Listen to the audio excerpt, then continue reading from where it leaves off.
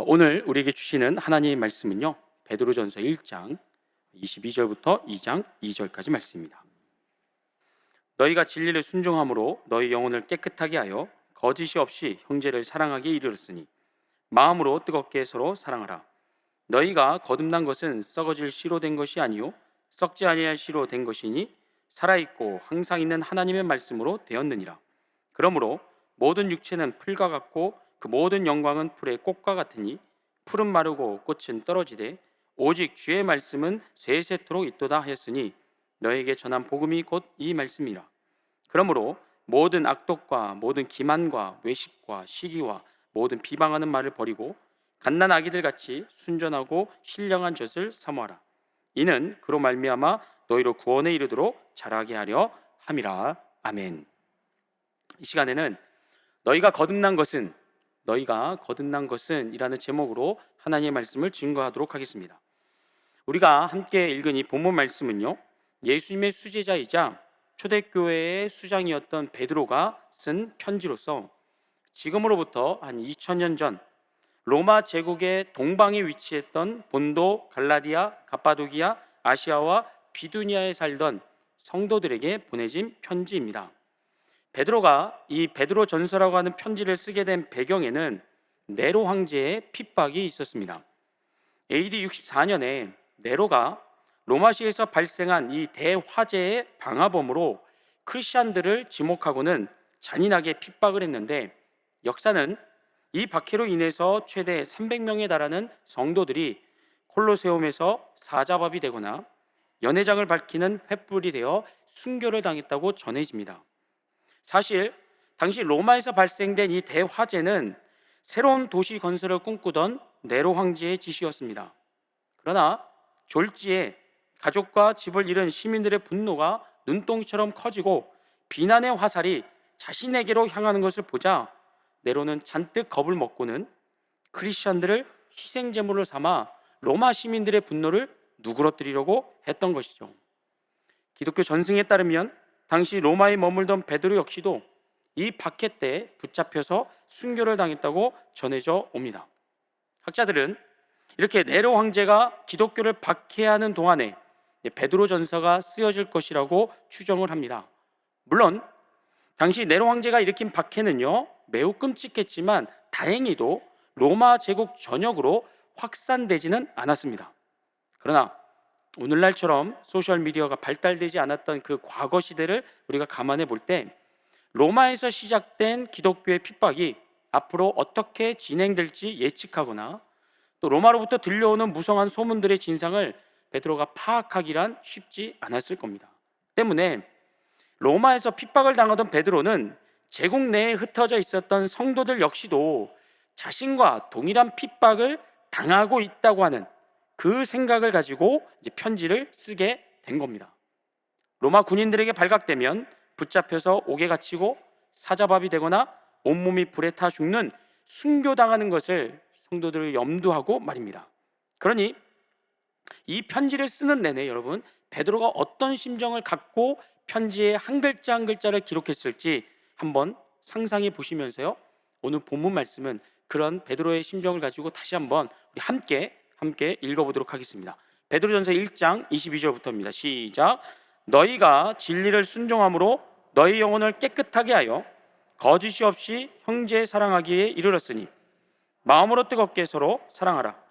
너희가 거듭난 것은 썩어질 씨로 된 것이 아니요 썩지 아니할 씨로 된 것이니 항상 있는 하나님의 말씀으로 되었느니라. 그러므로 모든 육체는 풀과 같고 그 모든 영광은 풀의 꽃과 같으니 풀은 마르고 꽃은 떨어지되 오직 주의 말씀은 세세토록 있도다 하였으니 너에게 전한 복음이 곧 이 말씀이니라. 그러므로 모든 악독과 모든 기만과 외식과 시기와 모든 비방하는 말을 버리고 갓난 아기들 같이 순전하고 신령한 젖을 사모하라. 이는 그로 말미암아 너희로 구원에 이르도록 자라게 하려 함이라. 아멘. 여러분, 지금 베드로는 누구를 대상으로 이 편지를 쓴다고 했습니까? 지독한 핍박으로 인해서 안전을 위협받고 죽을 위기에 처해 있는 성도들을 향해서 편지를 썼다고 했습니다. 그런데 지금 이렇게 절박한 상황에 처한 성도들에게 베드로가 지금 무엇을 독려하고 무엇을 명령하고 있습니까? 마음으로 어떻게 하라고요? 뜨겁게 사랑하라고요. 또 하나님의 말씀을 더욱 사모하고 갈망하라고 이야기합니다. 쉽게 말하면 신앙생활에 더 열심을 지금 내라고 명령을 하고 있다는 거죠. 여러분, 지금 성도들이 핍박을 당하는 이유가 뭐였습니까? 저들이 범죄하고 사회에 무리를 일으켜서가 아니라 오직 예수 믿는 믿음, 크리스천이라는 이유 때문에 핍박을 당하는 것이었습니다. 그러니까 상식적으로 봤을 때 어떤 말이, 어떤 동료가 더 현실적이고 더 잘 어울리겠습니까? 얘들아, 우리가 지금 믿음 때문에 핍박을 당하고 있으니까 너희들 예수 믿는 티 너무 내지 마라. 군인들에게 눈에 띄지 않게 적당히 신앙생활해라. 성도들끼리 만나면 티나지 않게 서로 모른 척해라.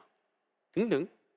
세상의 관점에서 그 당시 상황을 보게 된다면 지금 베드로가 말하고 있는 서로 사랑해라, 말씀을 더 사모해라, 더 열심히 신앙생활해라 라는 말보다는 적당히 안전을 위해서, 목숨을 부지하기 위해서 요령껏 신앙생활하라는 말이 사실은 더 잘 어울리게 됩니다.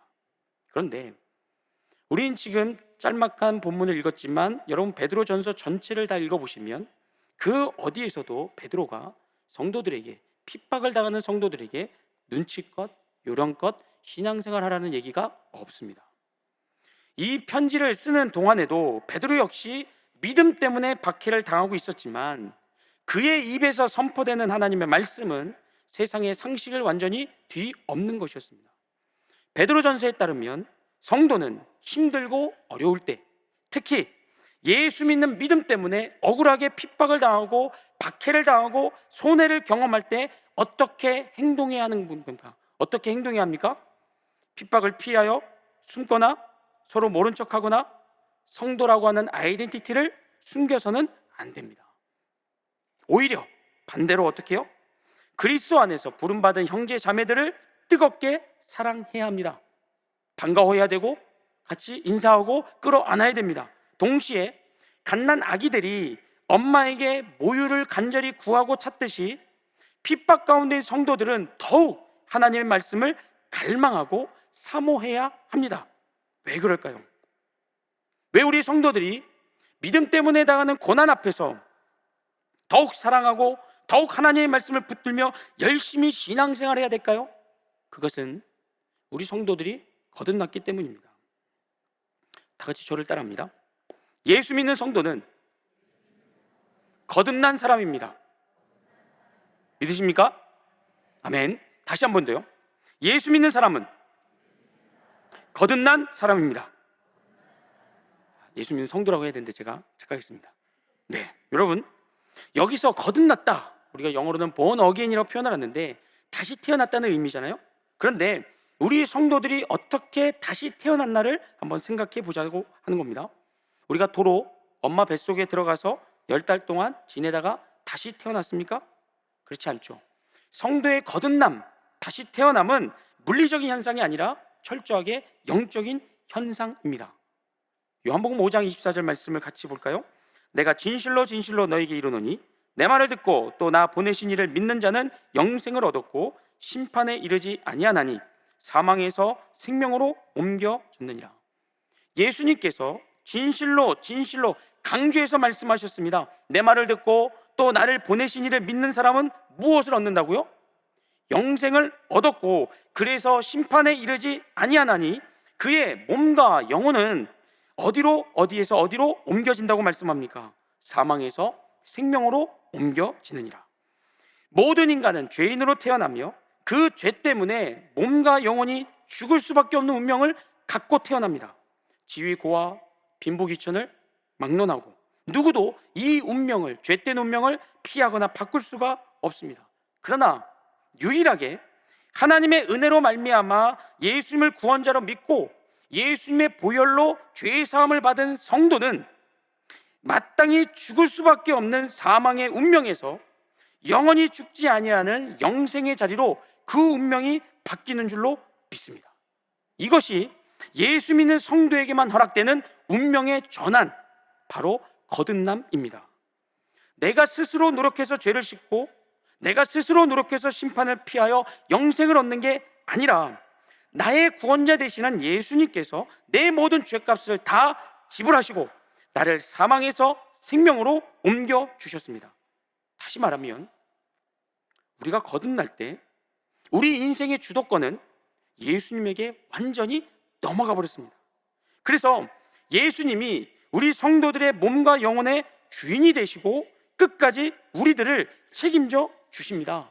그래서 요한복음 11장 25절부터 26절에서 예수님이 이렇게 말씀하신 겁니다. 우리 함께 읽겠습니다. 시작. 예수께서 이르시되 나는 부활이요 생명이니 나를 믿는 자는 죽어도 살겠고 무릇 살아서 나를 믿는 자는 영원히 죽지 아니하리니 이것을 내가 믿느냐? 아멘. 예수님이 부활과 생명이십니다. 따라서 예수님 안에 있는 성도는 이 땅에서 그분의 재림을 맞이한다면 육체의 죽음을 맛보지 않을 수 있습니다. 예수님 안에서 진짜 구원받은 성도가 만약에 이 땅에서 계속 살다가 예수님의 재림을 맞이한다면 우린 육체의 죽음을 맛보지 않습니다. 하지만 설사 이 땅에서 수명을 다하여 죽는다 해도 예수 믿는 성도는 죽음 앞에서 절망하거나 낙심하지 않습니다. 왜냐하면 예수님 안에 약속된 부활의 소망이 우리 안에 충만하게 채워져 있기 때문입니다. 이처럼 죄와 사망을 이기고 영생을 얻는 것이 거듭남이고요, 예수 믿기 전에는 두려움이요 절망과 근심이었던 죽음을 더 이상 염려하지 않는 삶, 그것이 거듭남의 삶입니다. 사랑하는 성도 여러분, 여러분은 예수님을 구원자로 믿으십니까? 아멘. 예수님이 내 인생의 주인 되시며 예수님 안에서 나에게 부활과 영생이 허락된 것을 믿으십니까? 아멘. 여기에 여러분이 확실하게 아멘 하실 수 있다면 여러분은 분명 거듭난 성도입니다. 하지만 우리가 신앙생활을 하다 보면 이 믿음이 흔들릴 때가 종종 있습니다. 왜냐하면 세상은 우리 성도들에게 결코 호의적이지 않기 때문입니다. 예수 잘 믿고 하나님을 세상 무엇보다 더 사랑하라고 우리를 응원해 주지 않습니다. 세상은요, 반대로 어떻게 합니까? 우리 성도들의 믿음을 열심히 방해합니다. 우리의 삶을 더 분주하게 만들어서 기도 시간을 빼앗고요, 하나님의 도움 없이도 안전하고 편안한 삶을 기약하면서 우리의 마음을 하나님으로부터 멀어지게 만듭니다. 또한 우는 사자처럼 삼킬 자를 두루 찾는 마귀는 목회자, 성도 가리지 않고 돈, 인기, 성공, 성적인 타락 등 그가 갖고 있는 그 약점을 물고 늘어지면서 넘어뜨리는데 혈안이 되어 있습니다. 그러나 무엇보다도 이런 세상의 유혹과 마귀의 공격을 막아내기에 우리는 터무니없이 약합니다. 그러다 보니까 적지 않은 성도들이 이런 반복되는 실수와 넘어짐으로 인하여서 예배 나올 때 구원의 감격과 감동이 없이 나옵니다. 형식적으로 나와 앉아 있습니다. 아니면 예배 드리는 내내 그냥 울고 갑니다. 죄송하다는 말만 반복하면서요. 그게 심해지면 자신의 구원과 거듭남까지도 의심하게 되죠. 내가 진짜 구원받은 게 맞는가? 내가 진짜 죽으면 천국 갈 수 있겠는가? 여러분, 만약에 이런 영적인 메마름과 구원받음에 대한 의심이 조금이라도 우리 안에 감지되어진다면 여러분 어떻게 해야 될까요? 그것이 사라질 때까지 베드로전서 1장 23절 말씀을 큰 소리로 선포하시기 바랍니다. 한번 볼까요? 베드로전서 1장 23절 말씀 함께 큰 소리로 읽겠습니다. 시작. 너희가 거듭난 것은 썩어질 씨로 된 것이 아니요 썩지 아니할 씨로 된 것이니 살아있고 항상 있는 하나님의 말씀으로 되었느니라. 아멘. 아멘. 한 번 더요. 더 크게 합니다. 더 크게. 시작. 너희가 거듭난 것은 썩어질 씨로 된 것이 아니요 썩지 아니할 씨로 된 것이니 살아있고 항상 있는 하나님의 말씀으로 되었느니라. 아멘. 아멘. 여러분, 우리가 무엇으로 거듭났습니까? 영원히 썩지 아니하는 살아있고 항상 존재하시는 하나님의 말씀으로 우리는 다시 태어났습니다. 우리의 순종 유무나 우리의 감정과 느낌을 초월한 영원한 하나님의 말씀으로 우리는 구원을 받았고 거듭난 줄로 믿습니다. 따라서 우리가 이 영원한 하나님의 말씀을 붙들 때, 아니 더 정확히 말씀드리면 영원한 하나님의 말씀에 우리가 붙들릴 때, 우리가 그 안에 사로잡힐 때, 우리는 세상의 유혹과 마귀의 공격과 나의 연약함 속에서도 구원의 확신과 부활의 소망을 능히 지킬 수 있습니다. 그러나 이 시간 우리가 더 주목해 볼 것이 있습니다. 뭐냐면 하나님께서 저와 여러분을 구원하시고 저와 여러분에게 하나님의 말씀을 주신 목적이 이게 다가 아니라는 겁니다. 예수님의 공로 덕분에 죄 사함을 받았고 구원을 받았다, 따라서 나는 죽으면 천국 갈 수 있다, 이런 구원의 확신과 부활의 소망을 겨우 가지려고, 겨우 갖게 하려고 하나님이 우리를 거듭나게 하신 게 아니라는 겁니다. 그럼 다른 목적이 있습니까? 예, 아주 분명한 목적이 있습니다. 베드로전서 2장 2절을 같이 보겠습니다. 시작. 갓난아기들 같이 순전하고 신령한 젖을 사모하라. 이 다음이 중요합니다. 사모하라. 이는 그로 말미암아 너희로 구원에 이르도록 어떻게 해요? 자라게 하려 함이라. 자, 여기서 말하는 구원은요, 신앙생활의 마침을 의미합니다. 신앙생활의 마침. 여러분, 우리가 언제 우리의 신앙생활이 종료됩니까? 언제 끝나죠? 하나님의 부름을 받는 날입니다. 하나님, 얘야 이제 그만 올라와라. 그러면 우리의 신앙생활이 그날로 끝나는 날입니다. 따라서 베드로전서 2장 2절 후반부를 우리가 쉽게 이해하려면 이렇게 바꿔봐야 됩니다. 너희가 하나님의 부름을 받는 날까지 자라게 하려 함이라. 다시 말하면 하나님께서 우리 성도들이 거듭나는 것에서 멈추지 않고 이후에 어떻게 해요? 더 성장하고 더 성숙하도록 하나님의 말씀을 주셨다는 겁니다. 그렇다면 구체적으로 하나님께서 우리 성도들에게 목적하시는 성장과 성숙은 무엇인가? 첫 번째는요, 죄를 이기는 거룩함입니다. 죄를 이기는 거룩함, 그 거룩함이 더 성장하고 더 성숙되는 것을 하나님은 목적하십니다. 베드로전서 1장 13절부터 제가 한번 읽어드릴게요. 그러므로 너희 마음의 허리를 동이고 근신하여 예수 그리스도께서 나타나실 때 너희에게 가져다 주실 은혜를 온전히 바랄지어다. 너희가 순종하는 자식처럼 전에 알지 못할 때에 따르던 너희 사욕을 본받지 말고. 뭐 하지 말랍니까? 예수 믿기 전에 우리가 영적으로 무지하고 어리석었을 때, 영적으로 우리가 죽어 있었을 때 좋아했었던 육체의 정욕과 탐심을 따르지 말랍니다. 과거로 돌아가지 말랍니다. 그러면서 15절, 오직 너희를 부르신 거룩한 이처럼 너희도 모든 행실에 거룩한 자가 되라. 어떻게 해요? 모든 행실에 거룩한 자가 되라. 기록되었으되 내가 거룩하니 너희도 거룩할지어다 하셨느니라. 아멘. 여러분, 만약에 저와 여러분이 믿는 하나님께서 이 예배당 안에만 갇혀 계시는 분이라면, 그래서 우리가 예배당을 벗어나서 세상에 나아갔을 때 우리가 뭐하고 사는지 하나님이 모르신다면 예배당 안에서의 여러분의 모습과 예배당 밖에서의 여러분의 삶이 조금 달라도 괜찮습니다.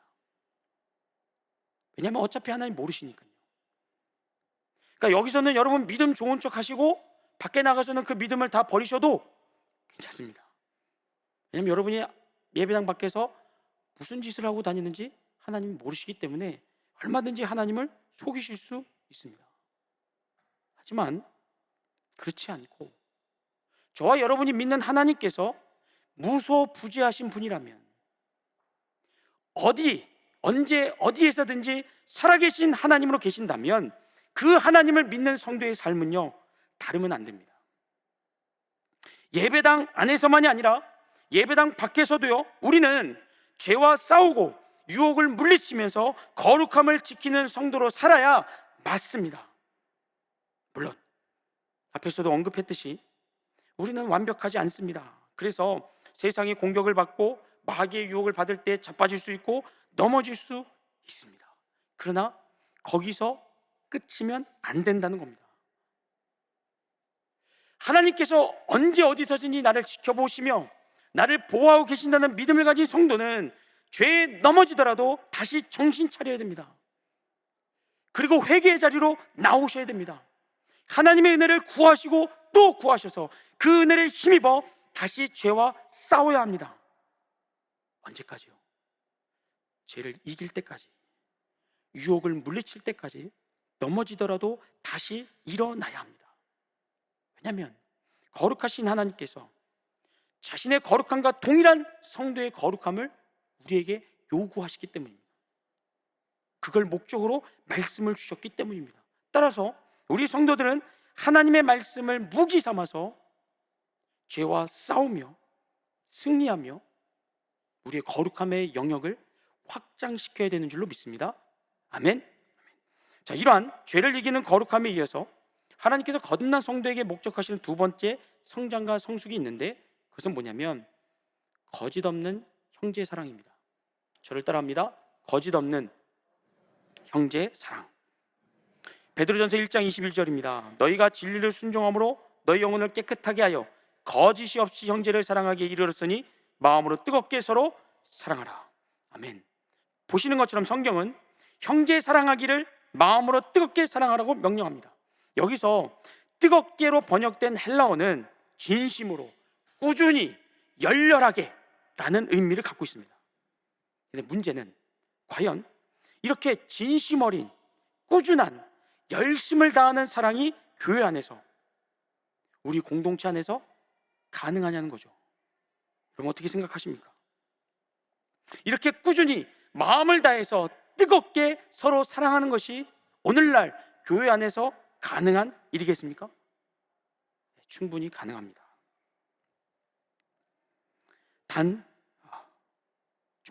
여기에 한 가지 조건이 있습니다. 이게 중요한데, 그것은 뭐냐면 저와 여러분이 진리의 말씀에 순종할 때 가능합니다. 베드로전서 2장 1절을 보세요. 그러므로 모든 악독과 모든 기만과 외식과 시기와 모든 비방하는 말을 버리라. 예수님 안에서 부름받은 형제 자매와 관계하는 데 있어서 모든 악독과 모든 기만과 외식과 시기와 모든 비방하는 말, 쉽게 얘기하면 뒷담화를 버릴 때, 모여서 누구는 이렇고 저렇고, 누구는 이게 마음에 안 들고, 이게 뭐 머리 스타일이 왜 저렇고, 왜 저런 향수를 뿌리고 다니고, 왜 저런 옷을 입고 다니고, 왜 저런 말들을 하고 다니냐고 뒤에서 뒷담화를 끊을 때 우리는 서로 뜨겁게, 열렬하게, 꾸준히 사랑할 수 있습니다. 다시 말해서 거짓 없는 형제 사랑은요, 내 인격이나 성품의 문제 이전에 순종에 대한 문제입니다. 순종. 하나님의 말씀대로 정말 순종하는가? 아니면 내 감정을 앞세우는가? 내 감정과 이해관계를 초월하여 우리가 하나님의 말씀에 절대적으로 순종할 때, 모든 악독과 기만과 외식과 시기와 모든 뒷담화를 버릴 때 우리는 비로소 뜨겁게, 열렬하게, 꾸준히 진심을 다해서 사랑할 수 있습니다. 사랑하는 성도 여러분, 이제 말씀을 정리합니다. 우리는 베드로전서의 말씀을 가지고 하나님께서 저와 여러분을 거듭나게 하신 이유와 목적을 생각해 보았습니다. 그것은 구원의 확신과 천국의 소망을 넘어서 성도의 성장과 성숙을 목적한다고 했습니다. 구체적으로 어떤 목적을 갖는다고 했습니까? 첫째는 죄를 이기는 거룩함이고요, 둘째는 거짓 없는 형제의 사랑이라고 했습니다. 여러분, 중요한 건요, 이 말씀이 지금 우리처럼 예수 믿기에 큰 어려움과 불편이 없는 자들에게 주어진 말씀이 아니라 2000년 전 예수 믿는 믿음 때문에 극심한 박해와 핍박을 당하고 있었던 초대교회 성도들에게 이 말씀이 처음 주어졌다는 겁니다. 초대교회 성도들은 네로 황제의 박해만 받고 끝나지 않았습니다. 그 이후에도 기독교가 로마 제국의 국교로 공인되기 전까지 약 200년에 걸쳐서 끊임없이 위협과 혼란에 시달렸습니다.